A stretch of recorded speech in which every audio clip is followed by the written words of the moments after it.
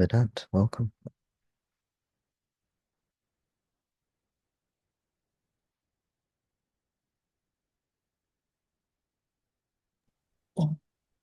Hi, Tom. Thanks. Um, I have a question.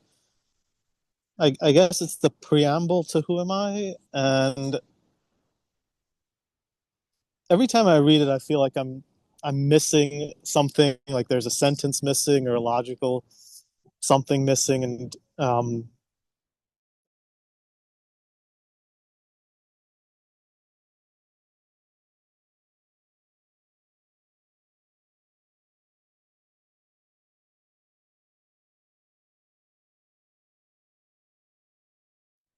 okay, so all living beings desire to be happy always without any misery. I get,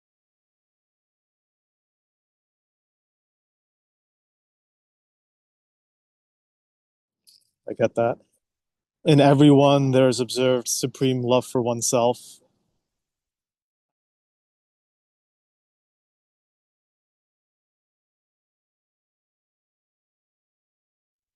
I half get that. Happiness alone is the cause of love.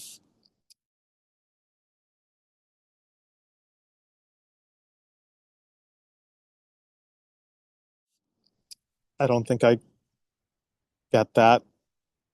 And then this next sentence I really don't get. It says in order therefore to gain that happiness, which is one's nature and which is experienced in the state of deep sleep, where there is no mind, one should know oneself.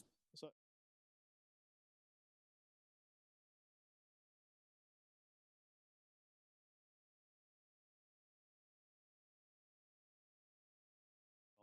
so I understand the sentence, but it seems like A leads to B leads to C thing. I just don't understand.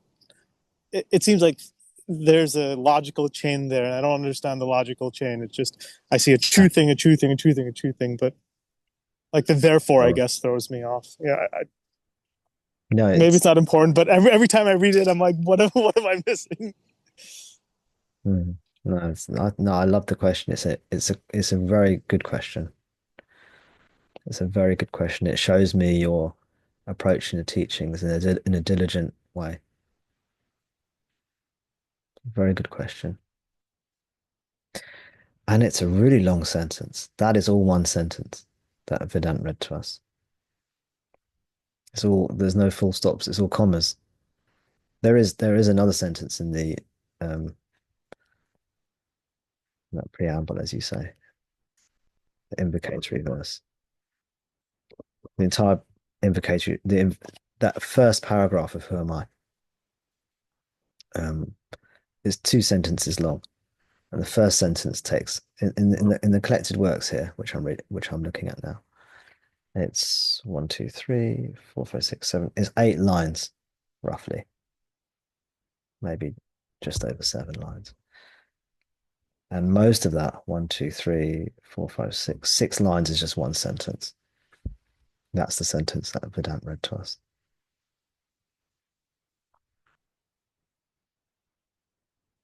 It's a great sentence because what Bhagavan has done,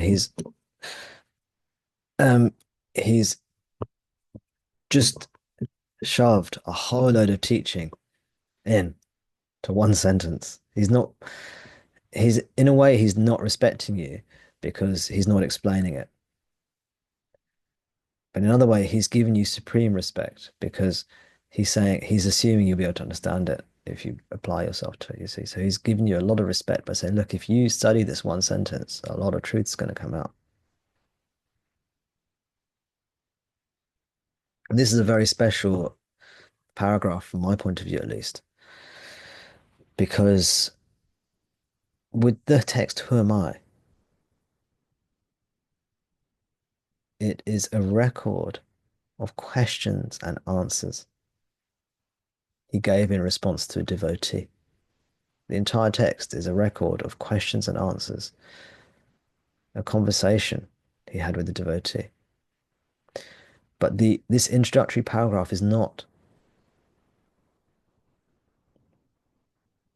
This introductory paragraph Bhagavan wrote, I think, some years later as an introduction to the text. So again, it's almost like one of these verses he wrote from to Arunachala, where he was not asked. This verse is not in response to a question. He's given us a very pure teaching that just come from his source, his soul, his heart. You see, to summarize to us, to introduce the text to us in an incredibly potent way, which is packed full of teaching, jam packed full of teaching. If we care to unravel it, if we don't, it will just be a few words. If we unravel it, it's packed full of teaching. Let's unpack it. And this will probably be well, let's see. As all living beings desire to be happy always. Vedanta gets that one. Everyone wants to be happy. That's our highest desire. Everyone wants to be happy. Now, very interesting. Bhagavan doesn't say everyone just wants to be happy. He says everyone wants to be happy always. Always. That word, always, is an important word because you don't just want to be happy in the moment. You don't just want to eat a load of sweets or what some of you call candy. In the UK, we call candy sweets. You don't want to just eat a load of sweets and then feel really happy, and then the happiness fades. We want to be happy always, and this is the difference.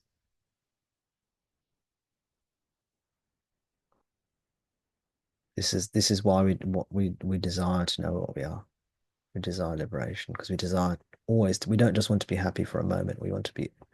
The fact that Bhagavan has identified our root desire is itself wonderful, beautiful, potent, powerful. But he's also said we don't just want to be happy, we want to be happy always. If you look within yourself, it's very important you realize this truth. You may think you want liberation. You may think you want to be with God. You may think you want this or that, food, shelter. What you really want is to be happy always.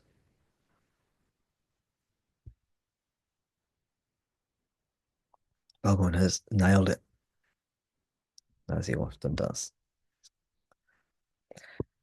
As all living beings desire to be happy always, without misery. Again, self-explanatory. You want to always be happy without any misery whatsoever, not one iota of misery, without misery. He's just making the teaching clear. Vedant gets that one. Next one, Vedant half gets this one. Let's see if we can help him. As in the case of everyone, there is observed supreme love for oneself. This means everyone cares about themselves the most. When it comes down to it, you care about yourself the most.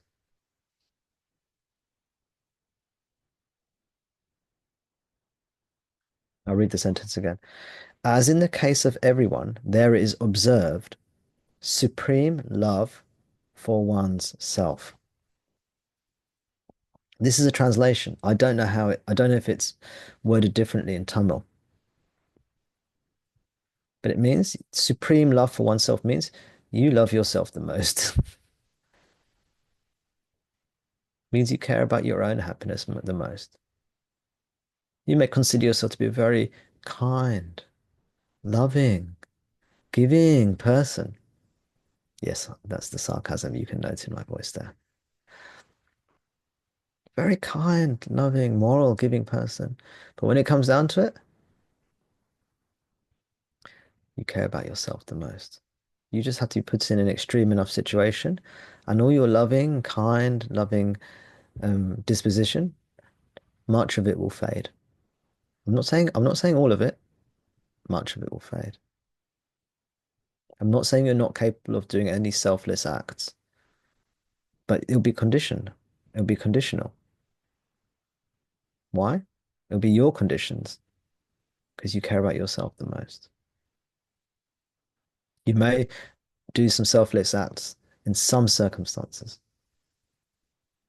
that you choose that are important to you. You see? So you love yourself the most. This is an idea of that sentence. I'll just pause there for Vedant, and invite Vedant to ask any questions about that. Does that clear up that phrase? Because you said you half get that one. Yeah, maybe I should have said I get that, but I don't understand how it ties to what's before Oh, yeah. and what's Okay. after. Yeah. Perfect. Okay. So he's established two premises so far. First is that everyone wants to be desired, everyone wants to always be happy without any misery. Second thing is you love yourself the most. Next one is a strange one because of the way it's phrased. As happiness alone is the cause for love. Like that doesn't obviously make sense in the way it's translated. But if we understand the previous two sentences and the way the words are used, it starts to make sense. As happiness alone is the cause for love. That means love is what we really, really want. When we love something, we really, really want it. What do we really, really want? We want happiness. So happiness is the cause for our desire. Yeah. It says, as in the case of everyone, there is observed supreme love for oneself. That means we care about ourselves the most. And then Bhagavan's saying, happiness alone is the cause for love, meaning we love things. Why? We love things because they make us happy. This is what Bhagavan is saying. Happiness is the cause for love. He's not talking about supreme love. He's saying happiness is the cause for love. You love this. I love playing this game. I love doing that hobby. I love doing that thing. I love that person. Why? They make you happy. That's why. I love cars. I love this food. I love that thing. Why? It makes you happy. If it didn't make you happy, you wouldn't have so much love for it.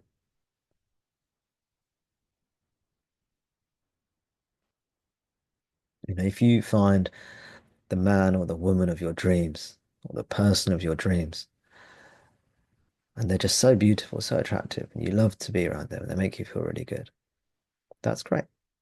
It's because it makes you feel good. If now we created a perverse situation where every time you saw that person, you felt incredibly unwell, incredibly ill, gave you really bad stomach pains, made you vomit every time you see them, very quickly you're going to fall out of love with that person. And we see that that's what happens in many relationships. That person you love, oh, I love the way they do that thing with their hair. I love the way they put their hair. Oh, I love it, love it. You know, I love where they wrinkle their nose. They do that nose wrinkle. I love it. I love the way they do it. Yeah, later on, those will be the things that will really piss you off about that person, perhaps. You know, the same things that you love. So, oh God, the way she wrinkled her nose. And so I'm giving slightly humorous examples to illustrate that we love things because they make us happy, not because of what they are in themselves. Yeah, makes us happy. Yeah, Dan, does that link make sense? Good. Thumbs up. Two thumbs up from that. That's good.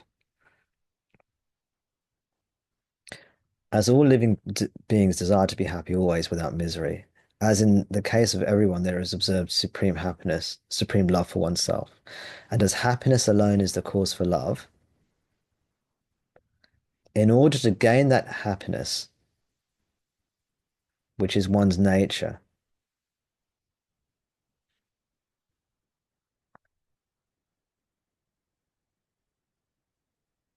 and which is experienced in the state of deep sleep where there is no mind. One should know oneself. I'm going to take out that bracketed section, bracketed by commas, and read this next phrase as following. In order to gain that happiness, which is one's nature, one should know oneself. I'm just going to say that for now. I've just taken out a section. In order to gain that happiness, which is one's nature, one should know oneself. Let's follow the logic. What do you want? You want to be happy. What do you love the most? You love yourself the most. Wait a second. You want to be happy, right? Right? Yes, you want to be happy always. And you love yourself the most. So what you love the most on one hand is happiness, right? And on the other hand, what you love the most is yourself.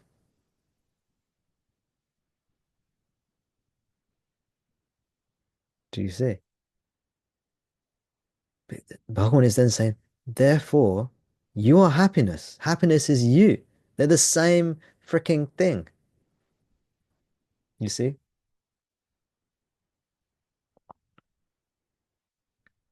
This is Bhagavan's revelation. This is Bhagavan's revelation. He's saying, you think you want to be happy. You think you love yourself and you want yourself to be happy, as if they're two different things. There's you and there's happiness. Bhagavan is saying, you love yourself the most and you want to be happy. The thing you love the most, why do you love this is slight, I'm adding slightly now. Why do you love yourself the most? You only love things that make you happy.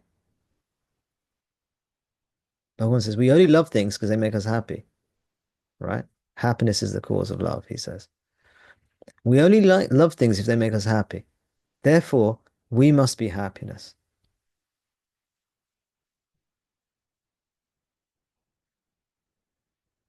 So I've added to that. We only love things if they make us happy. And what do we love the most? Ourselves. Therefore, we must be happiness. That must be what we are. Because what do we love? We love to be happy. What do we love the most? Ourself. What causes love? Well, because we want to be happy. Therefore, ourself, we must be happiness. That must be our nature.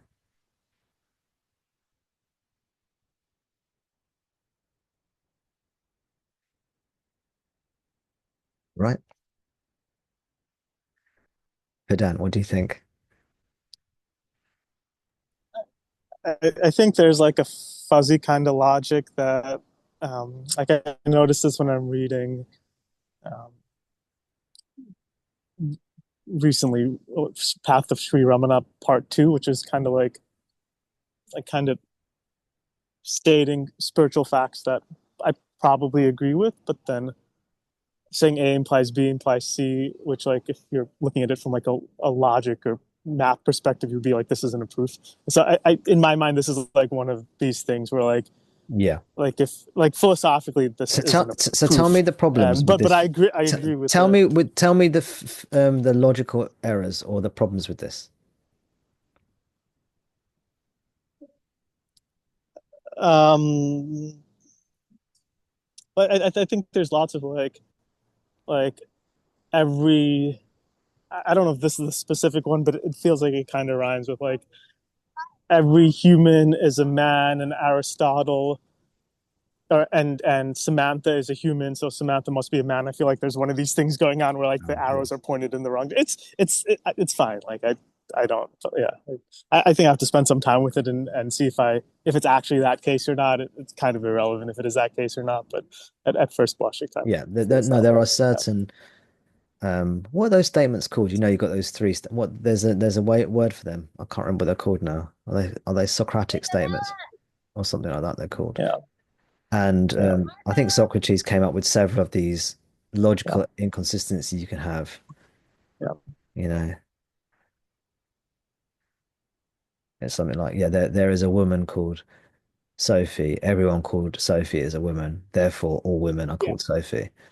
You know, these are logical fallacies. Yeah. So I'd have to map it out, but And I there's feel several like when I'm different reading types this, of logical fallacy. And lots of politicians and persuasive speakers and charismatic speakers use these logical fallacies to drive points home to an audience that's often quite hyped up and therefore not able to, when you're hyped up, you're not able to use logic to necessarily interpret what you're hearing. Some salesmen do this as well. In fact, I've been to some events before where they play this sort of very upbeat dance music and then they start saying things to you. And it's a way of sort of bypassing your logic because you're so hyped up and everyone's so happy. You're like, oh yeah, and you're just going with it with whatever they're saying, you know. So lots of different groups that are trying to persuade you to their point of view. They will get into a certain state of mind and then pump you full of these logical fallacies. Vedanta is correct, though. These statements by themselves, there is a flawed logic in them. I mean, what I mean by that is that they are true. They are actually true, but they're not necessarily provable through the use of logic. I'll say that again. The statements Bhagavan tells us are true, but they're not provable through the words that he's using. You can't prove this is true just using words.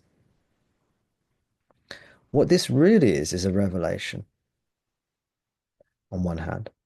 And on the other hand, what it also is, he's telling us how we should think about the world and the self and our happiness. He's giving us a template by which we should try and allow our mind to go down that way of thinking. He's offering us a conceptual view. Now, why is he offering us a conceptual view? Is he trying to brainwash us? Is he trying to tell us what to think? Is he trying to control our thoughts?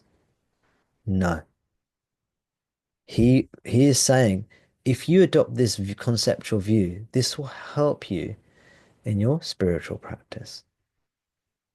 He doesn't want to control you or fool you or brainwash you. He says, think along these lines. This way of thinking will help you. If you orientate your thinking to my concepts that I'm giving you, they're not his concepts, but the concepts he's giving us as a teaching. This will help us in our self-inquiry and our self-realization and our spiritual practice and realization. He's saying, look, you want to be happy and you love yourself the most. Yeah, think of yourself as being happiness. That's why you love yourself the most, is because you love things that make you happy. And what really makes you happy is actually going to be yourself, is a revelation. You can't prove it using the statements. Vedanta is correct. Sometimes the way it's worded is as if the statements are proving it. But the statement you cannot logically prove these teachings through words alone. So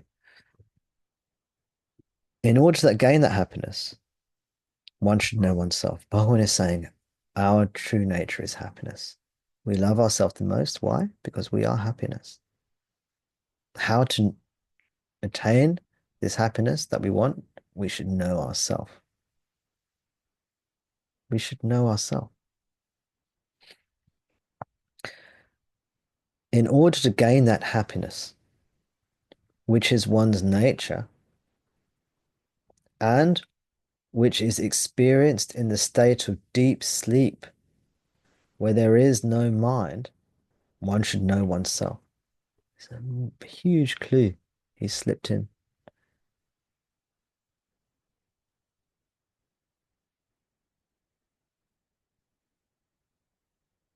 Our true nature is happiness. In order to get this happiness that we all want, and we want it always, without any misery whatsoever, without even a little bit of misery, without even a smidgen of misery, we have to know ourselves. Wait a second. We experience ourselves in the state of deep sleep, according to Bhagavan, where there is no mind. So he's given us a clue as to the nature of this self. It is experienced in deep sleep where there is no mind, meaning where there is just pure being, devoid of any phenomenal arisings, devoid of the mind, which is ignorance. Everything we see, everything we perceive is thought or the mind. And the the if we think of the mind as being the cause of thoughts, the root of thoughts, that is ignorance. Thought and ignorance are the same thing.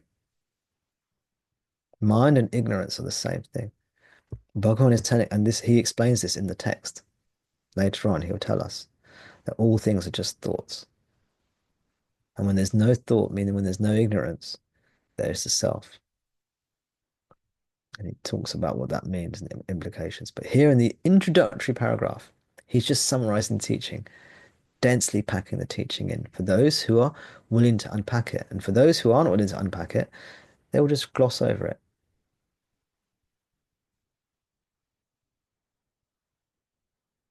If the teaching is too obvious, then it's rejected.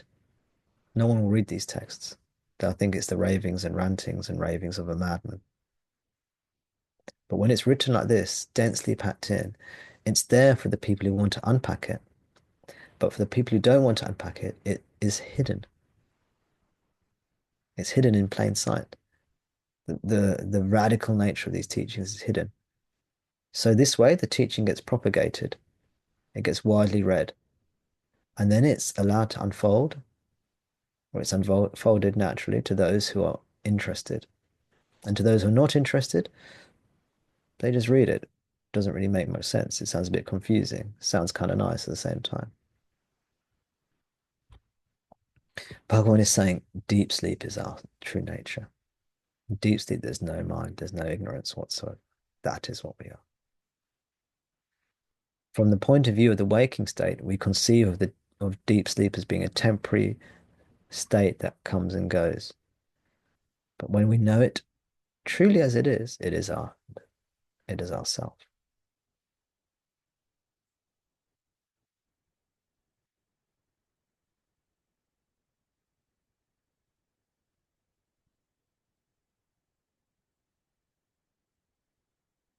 For that, the path of knowledge, the inquiry of the form, who am I, is the principal means.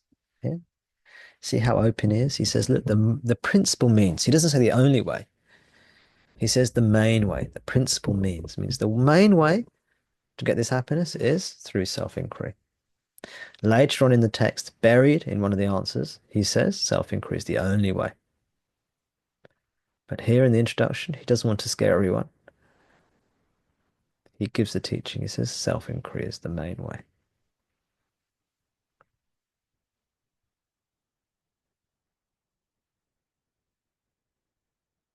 Any questions for Dan? That's great. Thanks. I think when I read it, I'll just cross out the word therefore, and I love it then without that word. Can you follow the logic that he's given and without thinking of it as a sort of a priori proof? Yes, I think every sentence makes sense without the therefore. If I put in the therefore, I get scrambled and I just can't follow it.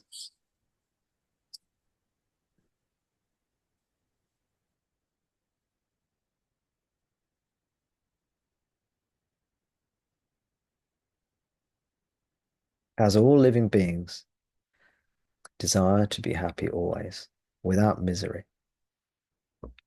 As in the case of everyone, there is observed supreme love for oneself.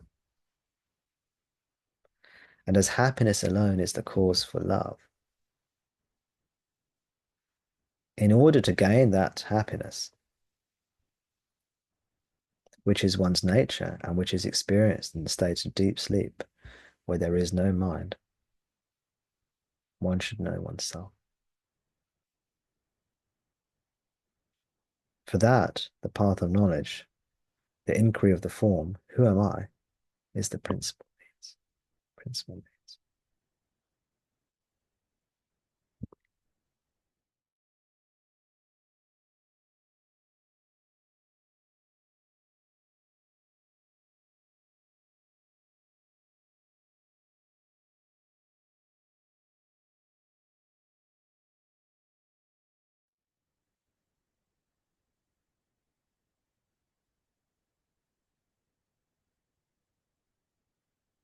Anything that doesn't make sense, Vedant? Nope. I think that perfectly makes sense. Has there been any clarity from what I've said? Yes, the happiness is the cause of love. I didn't understand. No.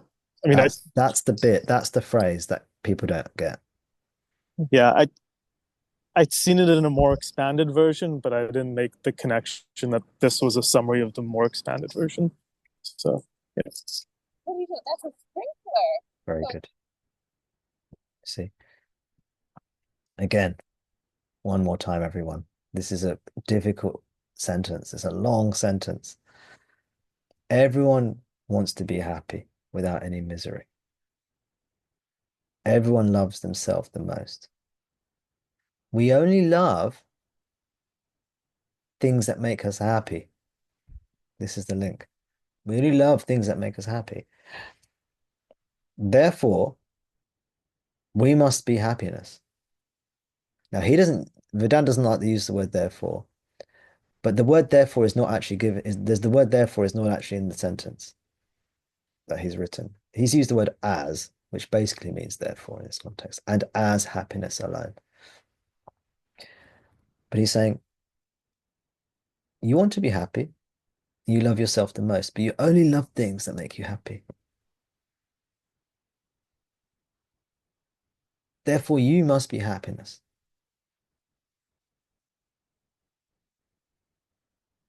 Therefore, the way to be happy always is to know yourself. It's really worth contemplating on this, everyone. I know it sounds confusing and complicated, but it's really worth thinking about this, allowing this to reflect in your mind. You love yourself the most, but you only love things that make you happy. And you want to be happy always. Therefore, you must be happiness. You must be. You must be happiness. That must be you.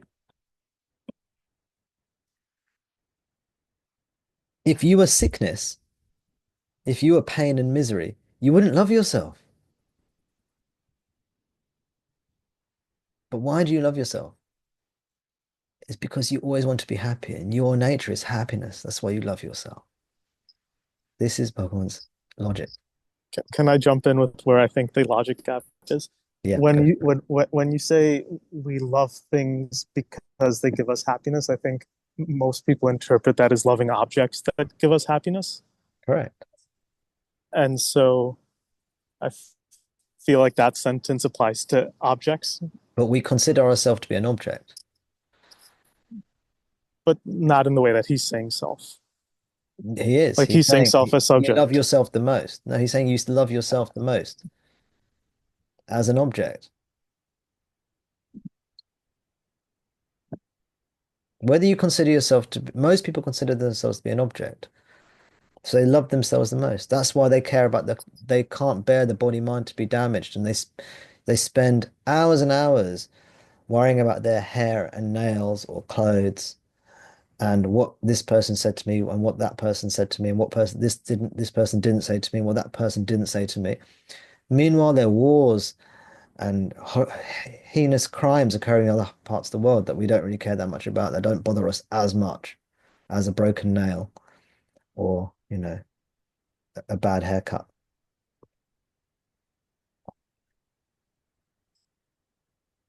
Why? It's not because we love ourselves as the self, it's because we love ourselves as the body, mind, which is an object.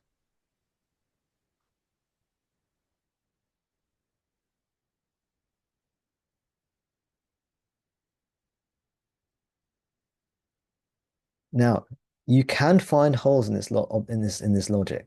You can find holes in it. But if we engage with it, we will see the truth of what he's saying. You won't be able to prove to someone. It's not like, oh, I'm proving your happiness through this sentence. But if we open to what he's saying, we'll see the truth of it.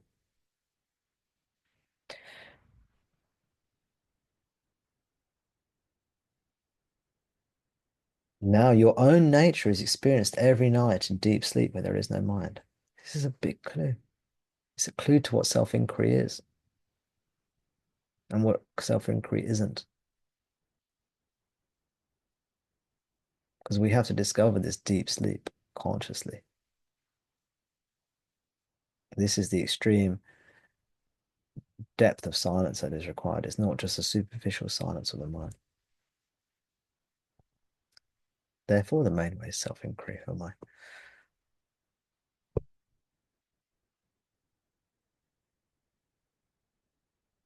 Thank you for that. Thank you for thank you for responding to me as I pushed it back on you. And thank you for pushing back. I appreciate it.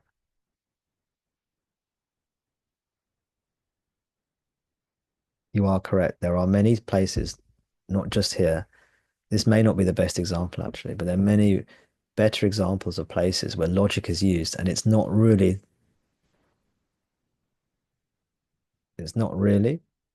great logic. But we should try and take on Bhagavan's point of view if we have faith in him, his realization, his teachings. It will help us. If you want to argue, if you want to be argumentative, or if you don't have faith in his teachings, you will be able to find flaws in the logic because you cannot logically prove these teachings using just logic, using just reason.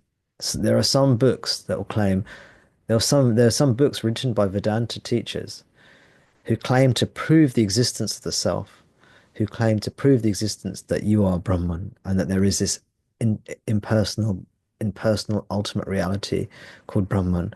And they will say, look, I'm going to prove it. How am I going to prove it? I'm going to write a book. If you read that book, there is proof that there is this thing called God or Brahman, and that is what you are. No,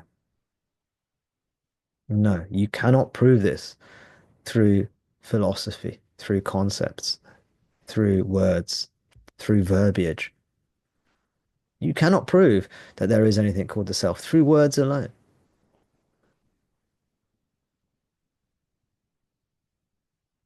We all know there is a self, but you cannot prove it through words alone. We need something else. We need ourself. We need our own self experience. These teachings are asking us to discover these truths in our own experience. Let us bring Satsang to a close.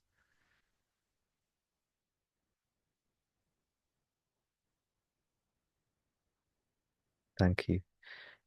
For those of you who take as much as you want to from me, please do. This is why I'm here.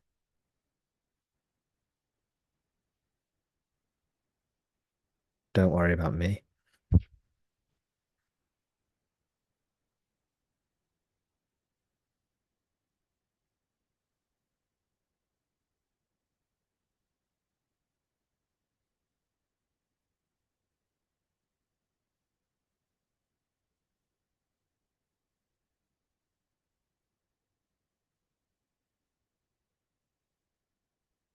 My love to you all.